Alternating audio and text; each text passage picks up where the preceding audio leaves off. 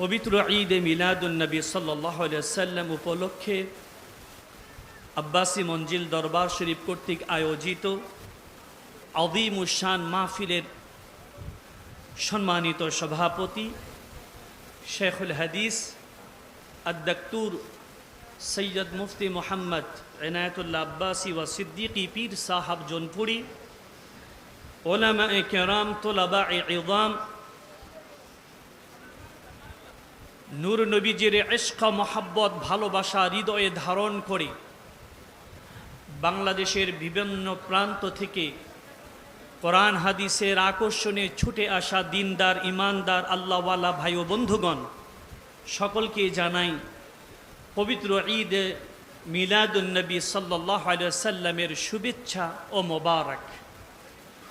সমস্ত প্রশংসা একমাত্রই আল্লাহ পাকের জন্যে, যিনি দয়া করে, মায়া করে, মেহেরবানি করে তার গোলাম ও বান্দাদেরকে নবী প্রেমী সিক্ত আশেকে রসুল সাল্লাল্লাহু আলাইহি সাল্লাম উম্মতে মুহাম্মদী সাল্লাল্লাহু আলাইহি সাল্লামের মধ্যে যারা শ্রেষ্ঠ উম্মত, উঁচুমানের উম্মত, আশেকে রসুল, তাদেরকে আল্লাহ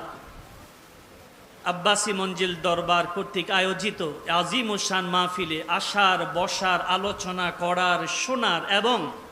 আমালে সালেহ করার তৌফিক ভিক্ষা দিয়েছেন। সেজন্য আসুন